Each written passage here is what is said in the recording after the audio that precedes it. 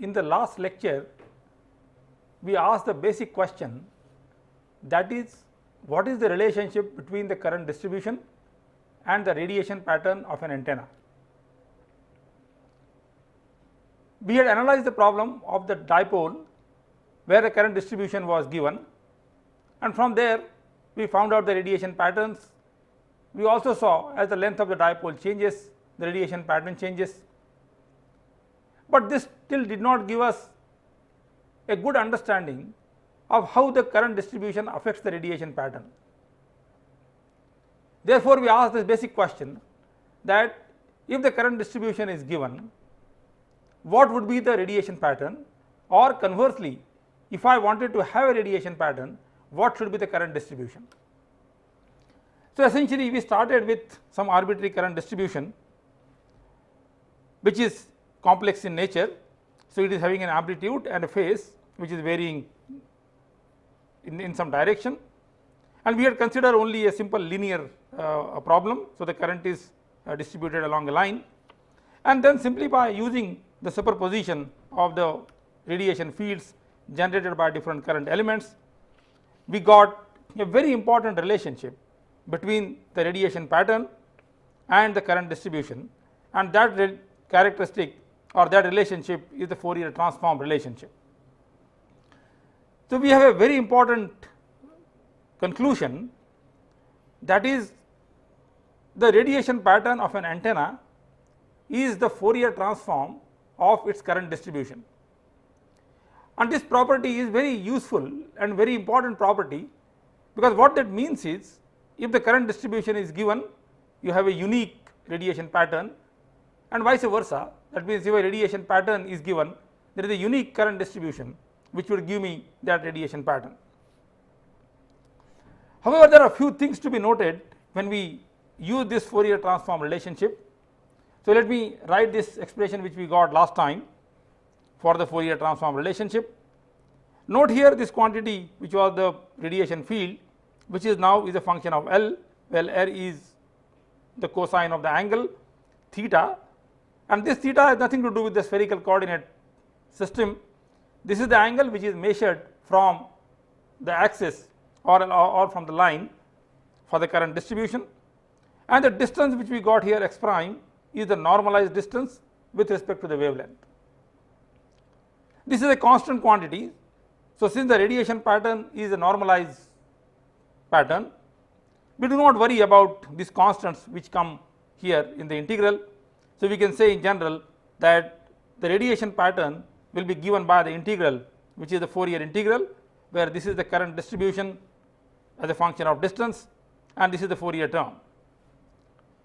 So, we now have a Fourier relationship between these two, but the parameters are not the angle in which the radiation pattern is measured theta, and also the space the parameter is not the absolute distance, but the Fourier pair is the cosine of the angle, which is nothing but the direction cosine, and the normalized distance on the antenna. So, the important thing to note here is that we have a Fourier pair. So, we have Fourier transform relationship, but the Fourier pair is direction cosine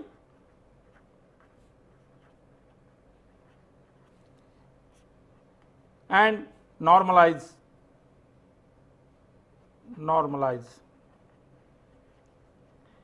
distance.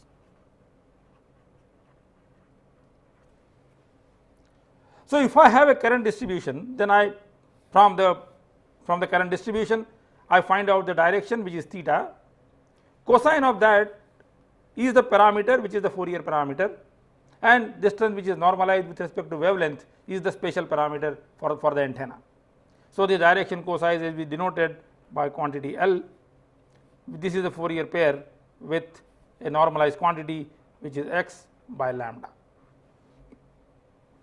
And then we can write now the Fourier relationship in general without worrying about the proportionality constants, that E of L, that will be equal to the integral minus infinity to infinity the current distribution, which is a function of x by lambda, which we put as x prime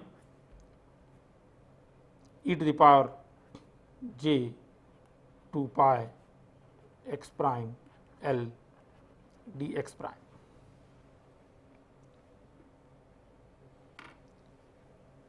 Now, if I look at this integral, yes, I can find out the value of the electric field once the j is given in terms of the normalized distance.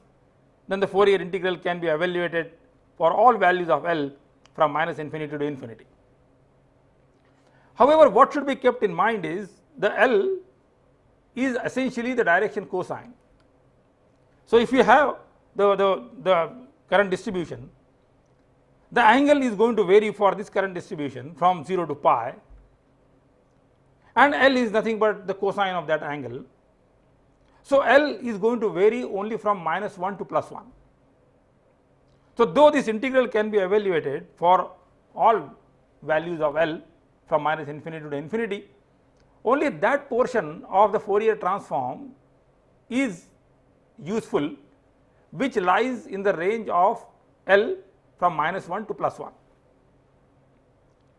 So, this range of L then we can call as the visible range of L. So, mathematically if I look at it, I can get the E value for all possible L's, but those E values which will be lying for L's corresponding to beyond minus 1 and plus 1, those electric field will not be the physical electric fields.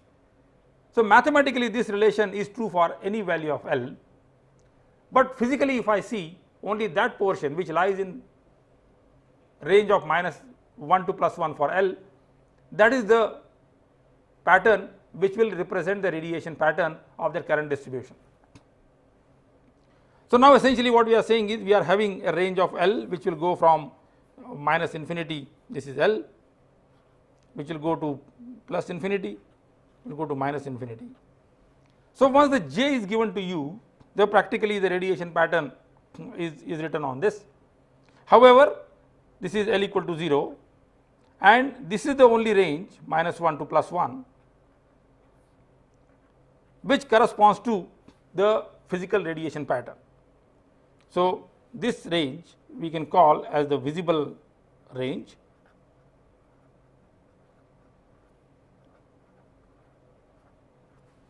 of L, which is from minus 1 to plus 1. So, what that means is we can have the radiation pattern fixed in this, which is same, and we can change the pattern here without affecting the radiation pattern. So, now if I look at this problem like a mathematical problem, yes, the E of L is defined which gives me the radiation pattern, and then I can arbitrarily choose a function in the range from 1 to infinity, I can arbitrarily choose a function from minus 1 to infinity. But when I choose these arbitrary functions here, the Fourier transform is going to get affected. What that means is keeping the radiation pattern same in the visible range, I do not have now the unique current distribution. So, when we derived this relationship, it appeared that we have a unique relationship between the current distribution and the radiation pattern. However, since the L range is limited to minus 1 to plus 1, you may have infinitely possible current distributions which may give me the same radiation pattern in the visible range, and they might be different in the range which is beyond the visible range. That means knowing the current distribution, finding radiation pattern is unique, but knowing radiation pattern, finding current distribution is not unique. So, this relationship which was looked very attractive in the first look, that is, if I know this relationship, now I can invert the problem and say I wanted to realize certain radiation pattern, just by taking a Fourier transform I should be able to know what the current distribution is. There is no uniqueness into that, that means there are large number of current distributions which may give me the same radiation pattern in the visible range. One may ask a question, is it possible to really arbitrarily choose the radiation pattern in this range which is beyond the visible range? The answer probably will be no. You may not arbitrarily choose this function, because when you talk about this function, suddenly you cannot change this function. So, there has to be continuity of the function, maybe derivatives also have to be continuous and so on. So, the choice of current distribution which you will get will be restrictive, but the important thing to note here is that there is no unique current distribution which will give a given radiation pattern in the visible range. Though the converse is true, that means the current distribution is given to you, it will give the unique radiation pattern. So, the analysis problem, that means when the current distribution is given to you and finding radiation pattern, this is the analysis problem, is a straightforward problem.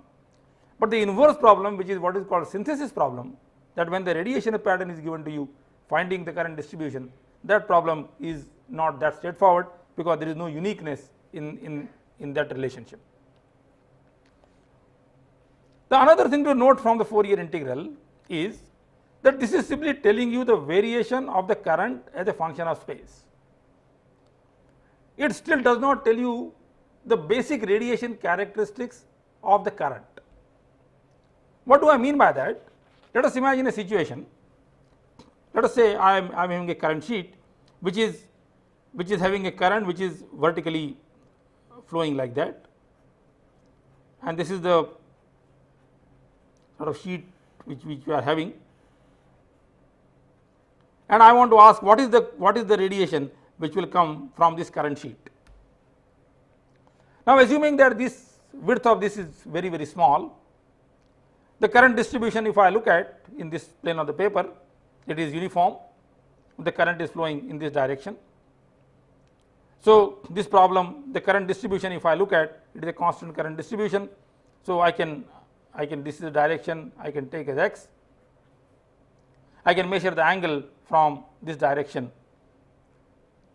Now, since this current sheet can be visualized as a combination of small current elements which are oriented in vertical direction, this current sheet can be thought of as a collection of Hertz dipoles. So, essentially I have a Hertz dipole here. So, this thing can be divided into small segment, each one can be treated as a Hertz dipole, and then the total radiation field which we will get will be superposition of the fields which we will get from each of the Hertz dipoles. So, since we know now the radiation pattern for the Hertz dipole, let us say now I measure the angle theta from this direction. That is what we do for Hertz dipole. That is the way we have analyzed it, keeping the Hertz dipole along the z direction. So, I have angle theta in this. So, this is the angle, say this angle is theta. So, angle with respect to this x axis is 90 minus theta.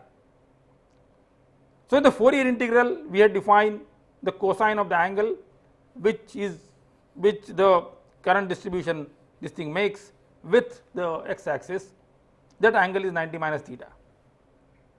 So, in this case we have L which is cosine of pi by 2 minus theta, which is equal to sine of theta.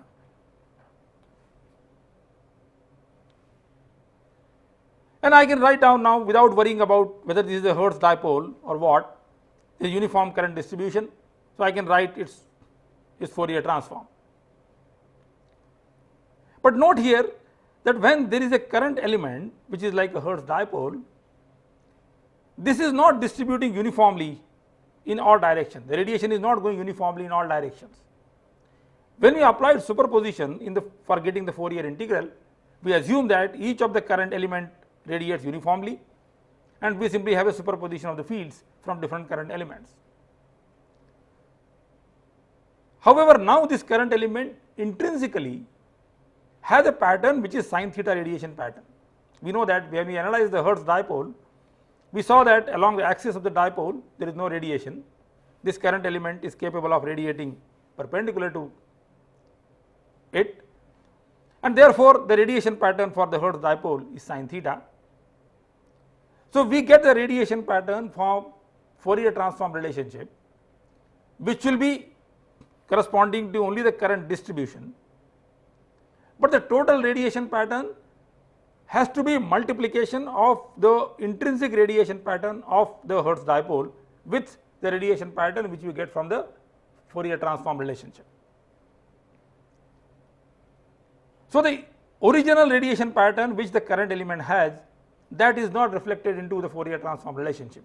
It simply Fourier transform relationship is only between the distribution of the current and the radiation pattern. Whatever are the radiation characteristics of the basic current element or basic radiating element, those have to be superimposed on the radiation pattern which we get from Fourier transform relationship. So, in this case, let us say this was a current sheet, the current distribution will be a distribution which is like that. Let us say the length of this current sheet is L. So, I have here a current distribution which is non-zero over length L and is 0 beyond that.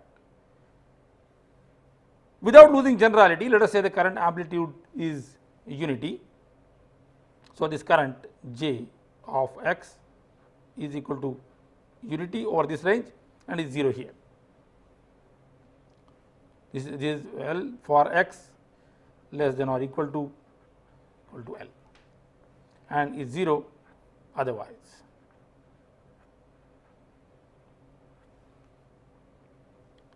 We can now use the Fourier transform property to find out what is the radiation pattern where L now is given by sin theta.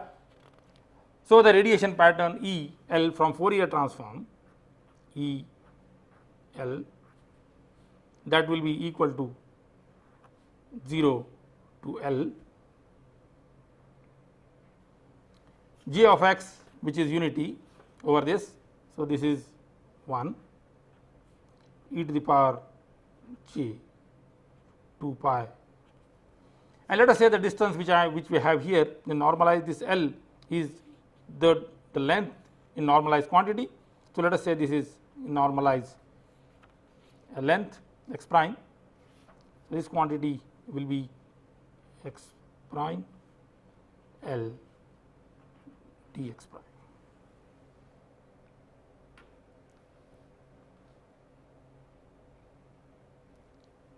This integral is very straightforward.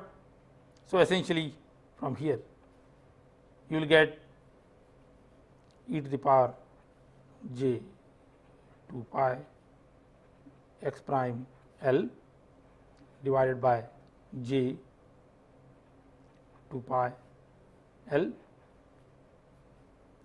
limit 0 to L.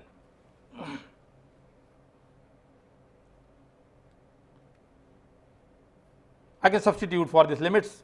So, this gives me e to the power j 2 pi L L minus 1 divided by j 2 pi L.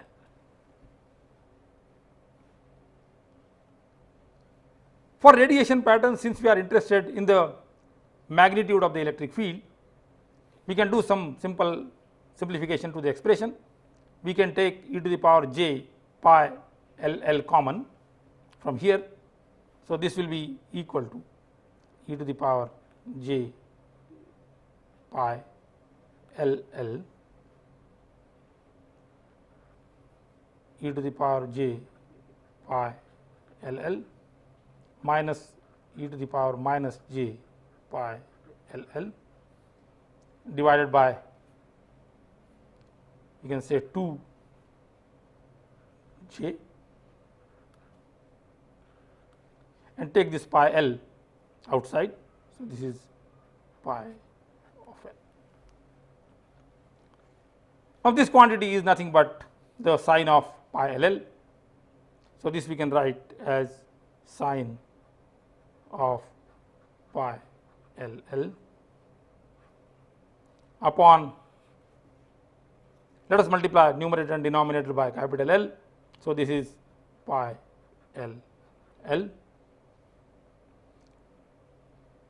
L e to the power j pi L into L. L is the constant for the given aperture size or given current distribution length. This quantity is constant. So, L is constant This quantity gives you only the phase term, so the magnitude of this is unity.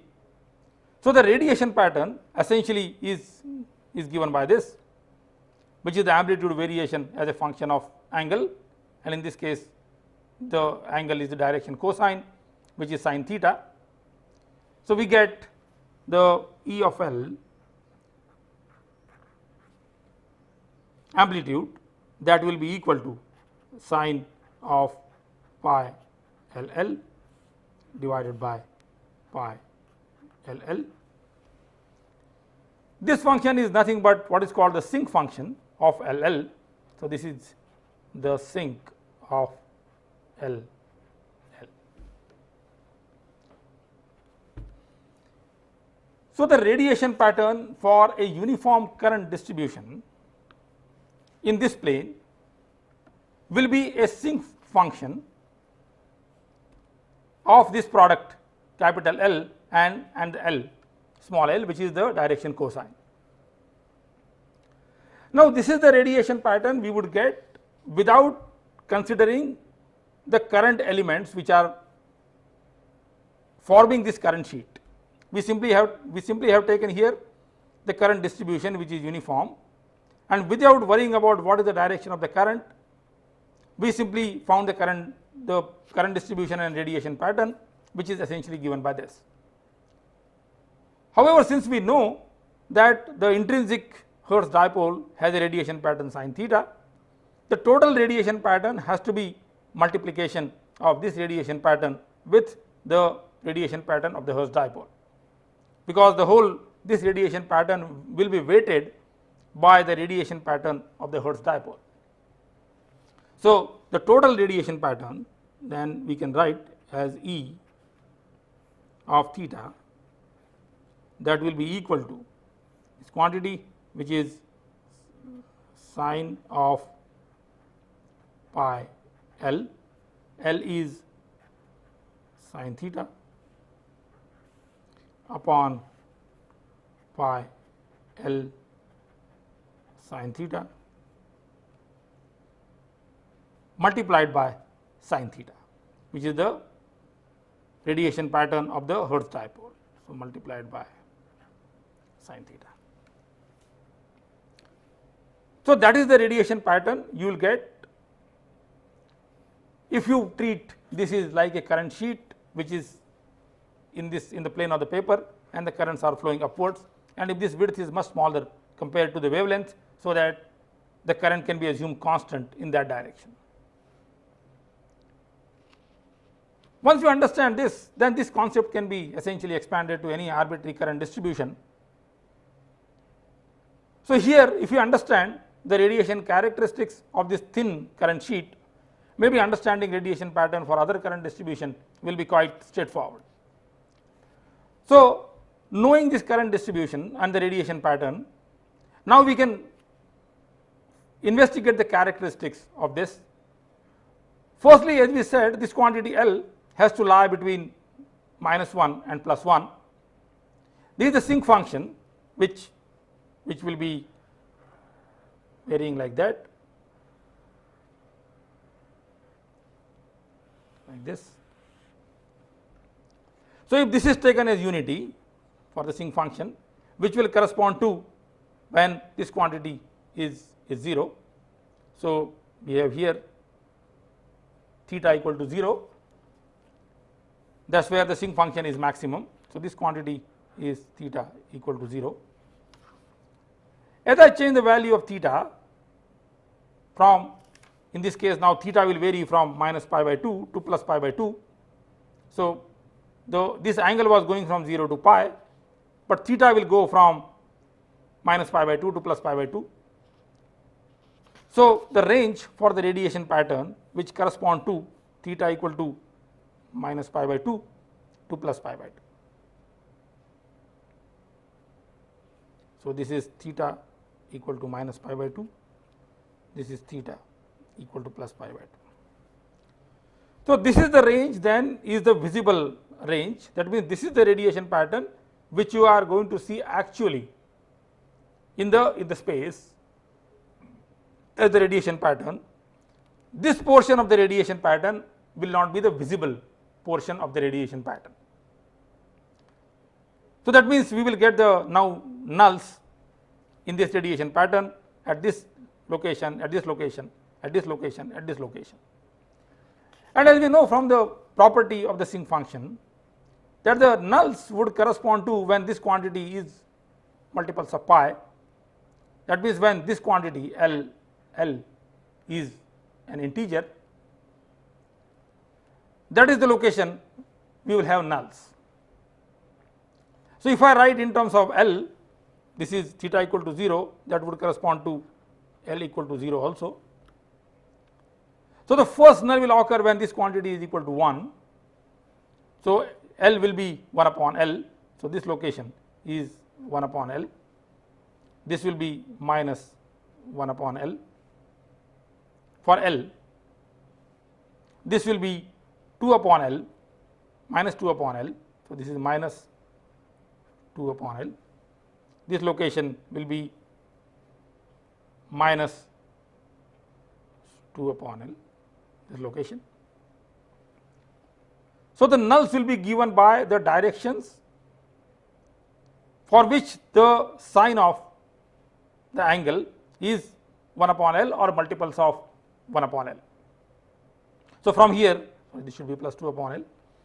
So, from here now we can find out the directions of the radiation pattern where the radiation goes to 0, what is called the nulls of the radiation pattern. The sinc function is a very well studied function and we know many other properties of the sinc function, and that is the first negative lobe which we get here, this is about 21% of this peak value. So, if we take normalize, this is unity, this value will be minus 0.21 approximately, this value next value will be plus 0.13 and so on. So, this thing then we can call as the side lobe of your radiation pattern. So, for this current sheet you will have the first side lobe which will be about 21% of the main beam, the second side lobe will be about 13% of the main beam, and the nulls will be equispaced which are separated by 1 over L. So, from here we can get some conclusions, that is nulls are separated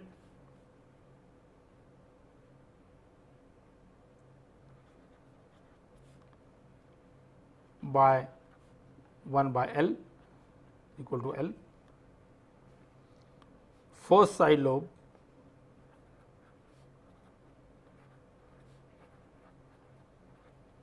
is 21%, second side lobe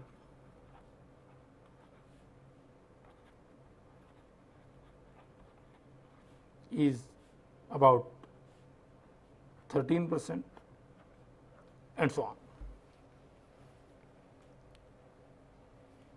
Note here the nulls are equispaced in the L domain, they are not equispaced in theta domain, because you are having a non-linear relationship between L and theta, L is sin theta. So, in L domain the nulls are equispaced. So, if I take this as a plot of as a function of L, then all these nulls are equispaced, but if I convert them to theta, then the nulls in the angular zone will not be equispaced with respect to the main beam.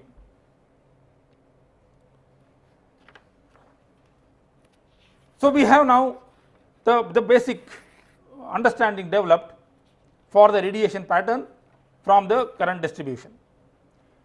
Also, we can note some interesting thing, one more interesting thing from this pattern, and that is if we increase the length of this current sheet, that means if the L becomes larger and larger,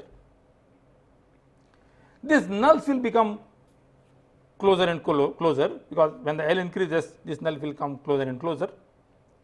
So, the angular separation between these 2 points, what is called the beam width between the first nulls, that will go on reducing. That means my main beam, which is given by this, will become narrower and narrower. or in other words, as the size of this current distribution, this aperture changes, your antenna will become more and more directive, because the beam width will become smaller and smaller, and as we have seen earlier, when the beam width becomes smaller, the directivity of the antenna increases. So, by increasing the length of this current sheet, the directivity of this antenna can be increased.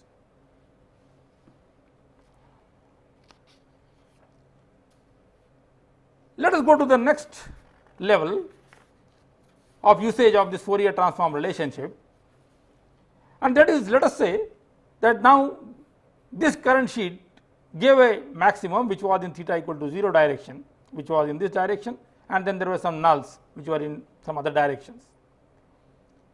Let us now ask a question. Suppose I wanted to tilt the main beam from theta equal to 0 to some other direction. So, in general, we Fourier transform relationship, whatever we have, we can ask a question. Suppose I wanted to change the direction of the main beam. So, in this case, I had some current distribution for which, let us say, the main beam was at L equal to 0. What should I do to the current distribution? So, the main beam will be shifted to some other direction, which is, let us say, L naught.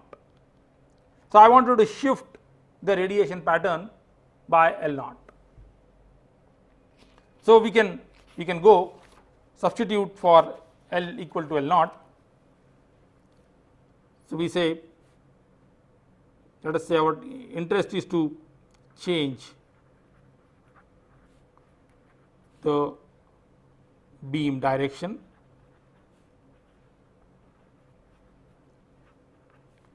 by L naught. So, initially we had a beam in certain direction, could be 0, could be something else, but with respect to that, let us say I wanted to now change the direction of the beam by L naught, and that is possible by simply shifting the radiation pattern in the L domain. The question we are asking is, if I wanted to translate this electric field on L axis by L naught, what is the requirement on the current distribution? What way the current distribution will get affected? So, I can substitute for L E of L minus L naught, where now the pattern is shifted by L naught, that will be equal to minus infinity to infinity j of x prime e to the power j 2 pi x prime L minus L naught into dx prime. We can take this quantity out here, e to the power j 2 pi x prime L naught. So, that is minus infinity to infinity j of x prime e to the power minus j 2 pi x prime L naught into e to the power j 2 pi x prime L dx prime. So, we can say that the radiation pattern which is shifted by L naught is the Fourier transform of this quantity. This term is the Fourier term. So, now the new current distribution which will correspond to this radiation pattern, which is shifted version of the original one, is this current distribution. So, what is changed in this? You had the original current distribution, and this current distribution now is multiplied by this quantity, which is e to the power minus j 2 pi x prime L naught. L naught is constant. So, that means this quantity is the phase which is varying linearly as a function of x prime, as a function of distance along the current distribution. So, any linear phase change in the current distribution will rotate the radiation pattern in theta domain or in L domain. So, this is what is called the shift property of Fourier transform, that if a function is shifted in one domain, it is equivalent to having a phase gradient in the other domain and vice versa. So, whenever now we want to shift the beam of the antenna, essentially we have to introduce the phase gradient. So, in this case, if initially let us say the phase distribution was constant, so let us say this was the initial phase of the current distribution for Jx. Now, we have to introduce a phase shift which is negative of this. So, now the phase shift will be like that, where the slope of this line will be equal to minus 2 pi into L naught, minus 2 pi L naught. So, if I take the current distribution, original current distribution, and if I introduce a phase gradient for on the current distribution, essentially the beam will be shifted in the direction of L naught. This is the principle essentially used in what is called phased array scanning, where physically the antennas are not rotated, only the phase gradient is changed on the antenna structure, and because of that the direction of the radiation changes. And this thing can be done electronically. So, we can change this phase gradient very rapidly, and as a result the beam can really scan in the space at the rate at which the phase is changing on the current distribution. So, without mechanical movement, now the radiation pattern or the beam of the antenna can be scanned in space by simply changing the phase gradient. We can explore some other possibilities of Fourier transform.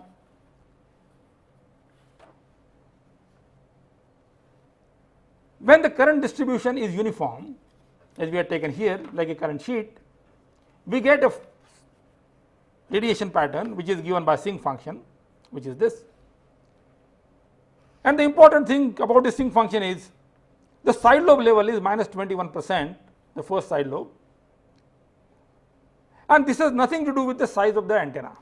So, this number is independent of L. So, no matter what value of L you take, the side lobe level is always going to be 21%. As we know from our earlier discussion that the side lobes are essentially leakage of power in unwanted direction. So, ideally we would like to reduce the side lobe level to as small a level as possible, because this is the one which is a wastage of power. So, by reducing the side lobe level, essentially we can increase the efficiency of radiation in the given direction. So, in practice it is always desirable to reduce the side lobe level to as small a value as possible. So, as long as the current is uniform, there is no possibility of now reducing side lobes, because side lobe is always going to be about 21%. And that is where now we can go from the understanding of the Fourier transform, and that is this side lobe level, which are the ripple in the Fourier transform, they are essentially because of the discontinuities in the current distribution in the space. So, if I could avoid the sharpness in the current distribution, then the ripple or the amplitude of the side lobe can be reduced. But for precisely that is what we can do, what is called the tapering of the illumination. That means, instead of having a current distribution which is uniform, if I slowly taper it towards the end, from the Fourier transform we can show that the ripple in the Fourier transform will reduce, that means the side lobe level of the radiation pattern will reduce. So, instead of having a current distribution, if I take, let us say, original current distribution was like that, and that was the radiation pattern.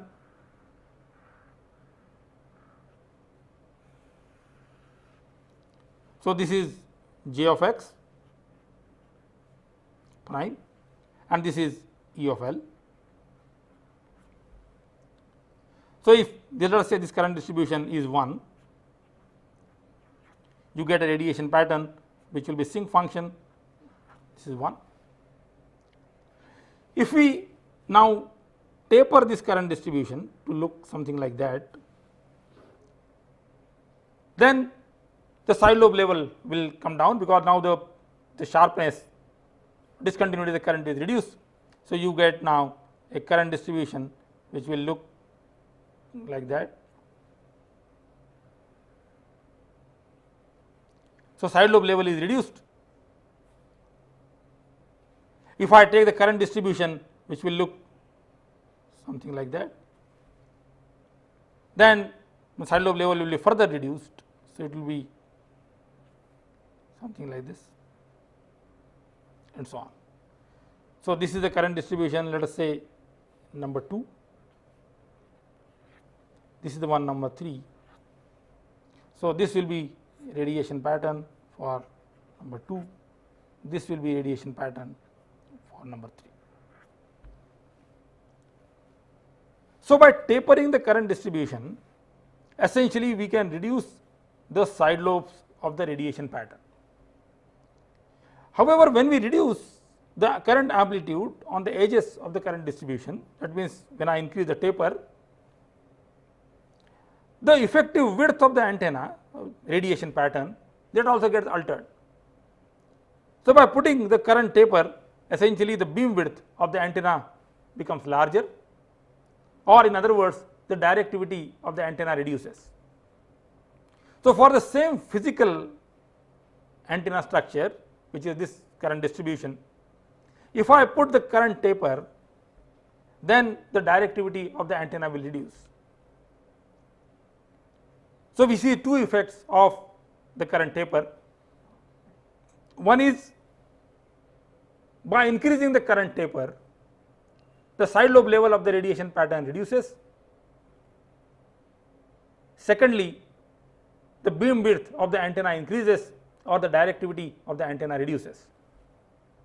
And this we can see also from simple arguments, that whenever we have a current distribution which is like this, effectively we can define some effective current distribution which will be now shorter than this, as we define 3 dB points. So, we can define 3 dB point for the current distribution. So, we will have effectively a current distribution which will be smaller than L, and therefore, the beam width which is 1 over L, that will essentially increase, because the effective width of the current distribution is decreased. So, these are now certain properties of the Fourier transform which can very easily be used to investigate the radiation characteristics of different current distributions or different antennas. The most important property which we can use from Fourier transform is what is called the convolution property. That is, we know from two functions, let us say the two functions are some f1x and f2x. If I take these two functions and let us say they have their Fourier transform which are given by capital F. So, we have two functions which are having a Fourier pair, f1x, which is Fourier transform is f1 of L, and we have another function f2 of x is a Fourier transform of f2 of L. Then we know that the Fourier transform of product of these two functions is the convolution of the Fourier transforms. That means, if I multiply these two functions f1x, f2x, that will be the Fourier transform, will be convolution of these two. So, that will be f1l convolution of f2l, and same is true for reverse, that if I convolve these two functions f1x convolve with f2x, that will be the product of the Fourier transforms. So, that is f1l f2l.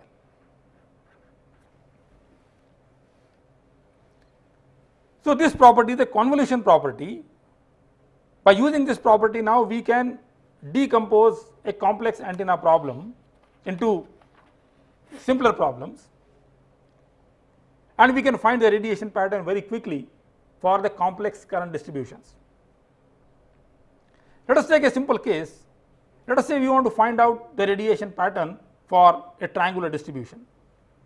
So, let us say I want to find if the current distribution is given by this is my J of x prime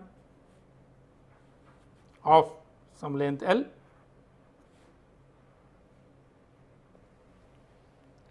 What will be the radiation pattern of this current distribution? Now, this current distribution can be thought of as convolution of two rectangular current distribution of length L by 2. So, this is equivalent to a current distribution which is convolved with a current distribution which is identical to this, where this length is L by 2, L by 2. So, a triangular current distribution is convolution of the two current distributions which are uniform current distributions.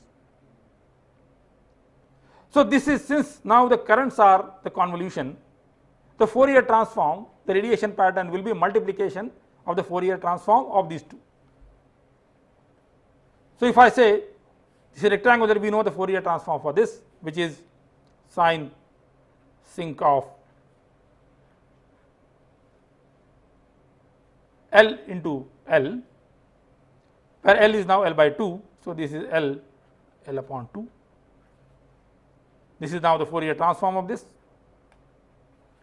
The Fourier transform of this also will be same, which is again sinc of L by 2. So, the radiation pattern of this current distribution will be multiplication of these two radiation patterns for Fourier transforms, because the current distribution is a convolution of these two current distributions. So, the radiation pattern would be multiplication of the two radiation patterns. So, we have a situation which is like this, where the individual current distributions are convolutions. So, the final radiation pattern will be a product of the two radiation patterns.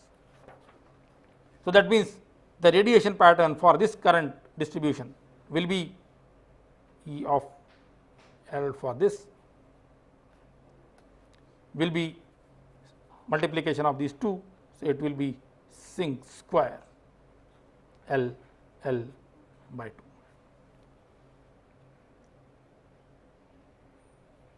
So, the pattern which we had, the sinc function, when we have a triangular distribution, it will be the radiation pattern will be square of this function.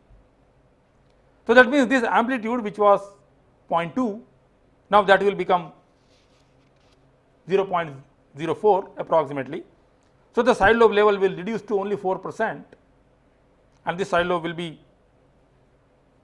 1% and so on, 1.6%. So, the triangular current distribution will give the side lobe level as low as 4% compared to the current distribution which is uniform current distribution. And that is what we argued whenever we put a current taper, that is what we have done here now, we have tapered the current distribution so that it goes to 0 at the ends, the side lobe level reduces. So, in this case we will get the side lobe level approximately about 4%.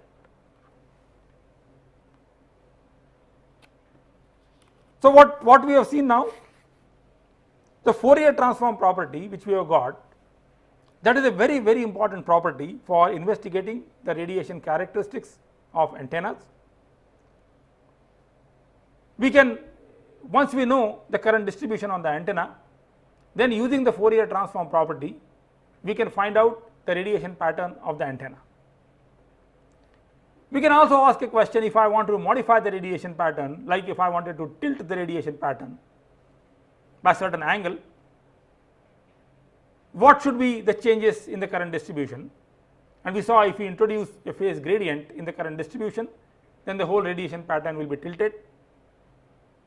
by the shift property of Fourier transform. We also saw that by putting the taper on the current distribution, we can reduce the side lobe level of the antenna radiation pattern.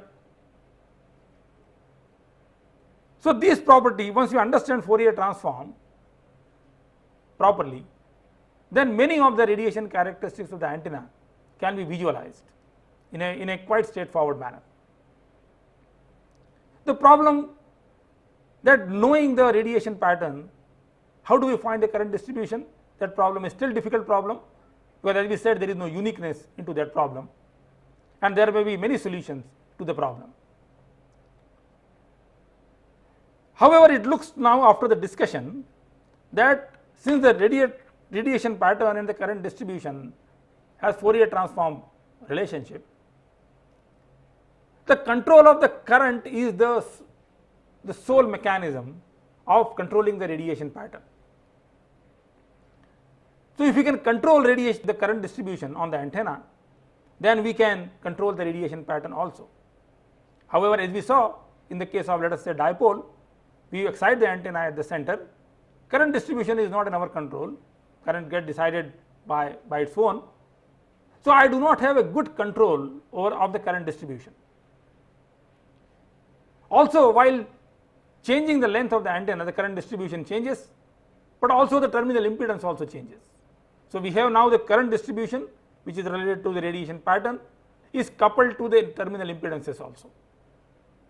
So, we are looking for now some mechanism by which we can control the current independently without affecting the terminal performance of the antenna. So, that mechanism by which the current can be independently controlled without affecting the impedance characteristics or terminal characteristics of the antenna, that is what essentially we do in the arrays, where different antenna elements are excited with different currents. So, you manipulate the current distribution and therefore, you manipulate the radiation pattern, but the terminal characteristics of the antenna remains the same. So, we will take up from here, and then we will go into the investigation of the antenna arrays, which gives much bigger freedom in designing the antenna radiation patterns.